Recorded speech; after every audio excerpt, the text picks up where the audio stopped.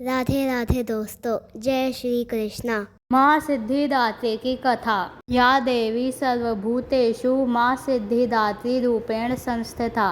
नमस्तस्यै नमस्तस्यै नमस्तस्यै नमो नमः। आज चैत्र नवरात्रि का 9वां दिन है और आज के दिन माँ सिद्धिदात्री की पूजा अर्चना की जाती है। माँ दुर्गा जी की 9वीं शक्ति का नाम सिद्धिदात्री है। यह सभी प्रकार की सिद्धियों को देने वाली है। नवरात्रि पूजन के 9वें दिन इनकी उपासना की जाती है।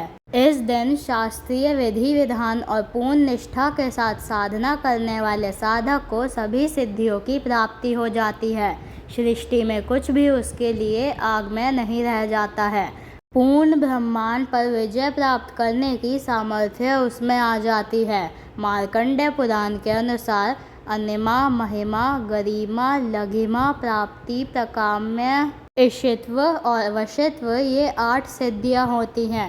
ब्रह्म वैवर्त पुराण के श्री कृष्ण जन्मखंड में यह संख्या 18 बताई गई है। इनके नाम इस प्रकार है: अनिमा, लघिमा, प्राप्ति, प्रकाम्य, महिमा, ईशित्व, वशित्व, सर्व कामावसायता, सर्वज्ञत्व, दूरश्रवण, परकाय प्रवेशन, वाक् सिद्धि, कल्पवृक्षत्व, सृष्टि, संहार करण सामर्थ्य, अमृतत्व, सर्वन्यायकत्व, भावना सिद्धि। माँ सिद्धिदात्री भक्तों और साधकों को यह सभी सिद्धियां प्रदान करने में समर्थ हैं। देवी पुराण के अनुसार भगवान शिव ने इनकी कृपा से ही इन सिद्धियों को प्राप्त किया था। इनकी अनुकंपा से ही भगवान शिव का आधा शरीर देवी का हुआ था। इसी कारण वह संपूर्ण लोक में अर्धनारीश्वर नाम से प्रसिद्ध हुए। माँ सिद्धिदात्री 4 भुजाओं वाली हैं। इनका वाहन सिंह है। ये कमल पुष्प पर भी आसीन होती हैं। इनकी दाहिनी तरफ के नीचे वाले हाथ में कमल पुष्प है। प्रत्येक मनुष्य का यह कर्तव्य है कि वह माँ सिद्धिदात्री की कृपा प्राप्त करने का निरंतर प्रयत्न करे, उनकी आराधना की ओर अग्रसर हो। इनकी कृपा से अनंत दुख रूप संसार से विहीन रहकर सारे सुखों का भोग करता हुआ वह मोक्ष को प्राप्त कर सकता है।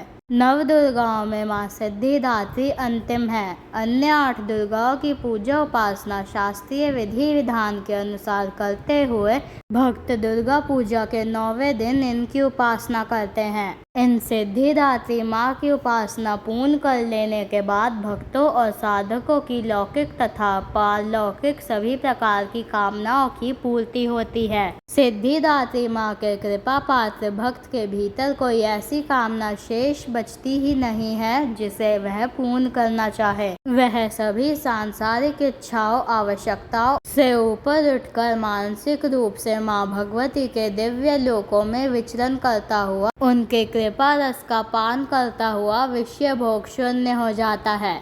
माँ भगवती का परम सानिध्य ही उसका सर्वस्व हो जाता है। इस परम पद को पाने के बाद उसे अन्य किसी भी वस्तु की आवश्यकता नहीं रह जाती।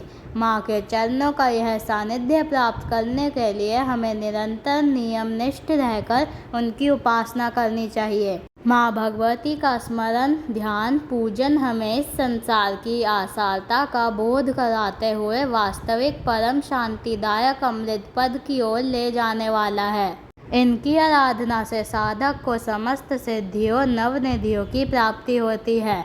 आज के युग में इतना कठिन तप तो कोई नहीं कर सकता, लेकिन अपनी शक्ति अनुसार जब तप पूजा अर्चना कर कुछ तो माँ की कृपा का पात्र बनता ही है। प्रत्येक सर्वसाधारण के लिए आराधना योग्य यह श्लोक सरल और स्पष्ट है। माँ जगदम्बे की भक्ति पाने के लिए इसे कंठस्थ कर नवरात्रि में 9वीं के दिन इसका जाप करना चाहिए। या देवी सर्वभूतेषु माँ सिद्धिदात्री रूपेण संस्थिता। नमस्तस्यै नमस्तस्यै नमस्तस्यै नमो नमः। अर्थात हे माँ सर्वतः विराजमान और माँ सिद्धिदात्री के रूप में प्रसिद्ध अम्बे, आपको मेरा बार बार प्रणाम है, या मैं आपको बारंबार प्रणाम करता हूँ। हे माँ, मुझे अपनी कृपा का पात्र बनाओ। अब आइए श्रवण करते हैं माता सिद्धिदात्री की पौराणिक कथा। एक समय पर जब सृष्टि में अंधकार छा गया था, तब एक दिव्य शक्ति ने जन्म लिया जो महाशक्ति के अलावा और कोई नहीं थी। देवी शक्ति ने ब्रह्मा, विष्णु और महादेव की त्रिमूर्ति को जन्म दिया और तीनों को संसार के लिए अपने कर्तव्यों को निभाने के लिए अपनी भूमिका को समझने की सलाह दी। उनके कहे अनुसार त्रिदेव एक महासागर के किनारे बैठ गए और कई वर्षों तक तपस्या की।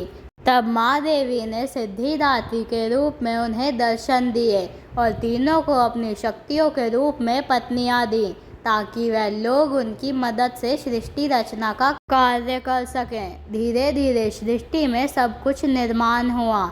इस तरह माँ सिद्धिदात्री की कृपा से सृष्टि की रचना, पालन और संहार का कार्य संचालित हुआ। उस समय भगवान शिव ने माता सिद्धिदात्री की कठोर तपस्या करके 8 सिद्धियों को प्राप्त किया था।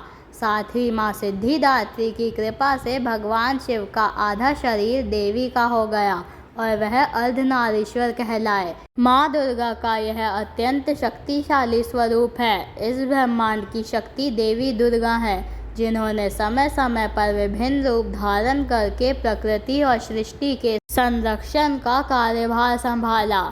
जब किसी दैत्य के सामने देवता के युद्ध कौशल कम पड़ जाया करते थे, तो स्वयं माँ आदि शक्ति भवानी सिद्धिदात्री अपने पुत्रों का रक्षण करती थीं। माता सिद्धिदात्री देवी दुर्गा, जो न सिर्फ नारी शक्ति का स्वरूप हैं, बल्कि भक्तों की आस्था का परम पात्र भी है। एक समय पर महिषासुर नामक एक भयंकर राक्षस ने चारों ओर हाहाकार मचा दिया। वह जहाँ तहाँ मौत का नाच नचाता था और उसके गण ऋषियों के यज्ञों में विघ्न उत्पन्न करते थे। महिषासुर को वरदान प्राप्त था कि कोई भी देव, पशु या नर उसका वध नहीं कर सकता, इसलिए स्वयं त्रिदेव भी उसे मारने में असमर्थ थे। निरंकुश दैत्यराज महिषासुर ने अपने वरदान को कवच के रूप में उपयोग करते हुए देवलोक में भी अपना अधिकार जमा लिया और देवों को वहां से निकाल फेंका। देवताओं के यज्ञ भाग को भी उसने अपने वश में कर लिया। दैत्यराज से परेशान होकर सभी देवता त्रिदेव के पास गए और उनकी स्तुति करने लगे। सभी देवताओं के मुख पर चिंता का कारण त्रिदेव पहले से जानते थे। यह सब हाल जानकर भगवान शिव मुस्कुराए और बोले, हे नारायण, अब समय है कि हम सभी अपने तेज से इस जग की रक्षिका देवी दुर्गा का आवाहन करें। यह सुनकर स्वयं ब्रह्मदेव और नारायण ने भी हामी भरी। इसके बाद स्वयं भगवान शिव, भगवान विष्णु और ब्रह्मदेव के शरीर से तेज उत्पन्न हुआ और वह एक जगह आकर मिल गया। इसके बाद वहाँ जितने भी देवता उपस्थित थे, सभी के शरीर से महातेज उत्पन्न हुआ और सभी त्रिदेव के उस परम तेज में आ मिले। उस दिव्य तेज ने एक सुंदर स्त्री का रूप ले लिया। महादेव के तेज से माता का मुख, नारायण के तेज से 8 भुजाएं, ब्रह्मदेव के तेज से चरण पादुकाएं बनी। नारायण ने अपने चक्र से एक दिव्य चक्र, महादेव ने एक दिव्य कमंडल, देवराज इंद्र ने एक दिव्य और शक्तिशाली वज्र, सागर ने सुंदर रत्नों से सजे आभूषण, कभी मैली न होने वाले वस्त्र और मुकुट दिए। वरुण देव ने शंख, हिमालय ने माता को सवारी के रूप में सिंह और इसी प्रकार देव शिल्पी विश्वकर्मा ने माता को दिव्य अस्त्र शस्त्र निर्माण करके दिए। माता का यह स्वरूप अत्यंत तेजस्वी और भयंकर था। देवी के इस विशाल और भव्य स्वरूप को देखकर सभी देवताओं ने उनकी स्तुति की तथा देवी पर पुष्प वर्षा की। माता ने प्रसन्न होकर कहा, हे देवों, कहो मेरा निर्माण किस प्रयोजन से किया है। मैं अत्यंत प्रसन्न हूँ। मुझे बताओ, मैं तुम्हारी समस्या का हल किए देती हूँ। जिसके बाद देवताओं ने सारा हाल कह सुनाया। इसके बाद राक्षस क्षेत्र में माता ने विकराल रूप धारण कर पहले दैत्यराज की सेना का विध्वंस किया और बाद में महिषासुर को भी मार दिया। इसी तरह पूर्व समय में दुर्गम नामक एक महाबली असुर था, जिसने भगवान ब्रह्मा की कठोर तपस्या करके अद्भुत वरदान प्राप्त कर लिया। वरदान के प्रभाव से दुर्गम ने वेदों का अपहरण कर लिया, जिससे सारी धार्मिक क्रियाएं और भावनाएं लुप्त हो गई। दुर्गम ने अहंकार के वश होकर संसार को अपमानित और पीड़ित कर रखा था। घोर अकाल पड़ गया। जीव अन्न और जल के लिए छटपटा रहे थे। तीनों लोकों में त्राहि त्राहि मची। देवता भी यह सब देखकर डरे हुए थे।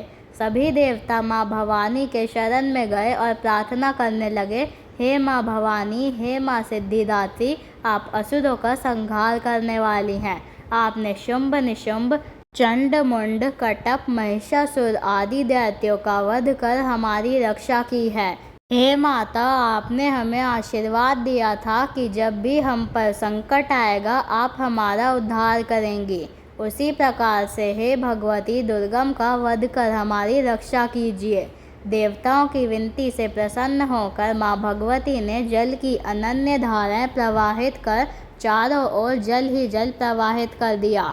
गायों के लिए घास और अन्य जीवों को जल से तृप्त कर दिया। समस्त संसार की रक्षा कर सुरक्षा चक्र का घेरा बनाकर स्वयं बाहर बैठ गईं। दुर्गम ने यह सब देख चिंतित होकर देवी माँ पर असुरों की सेना से आक्रमण कर दिया।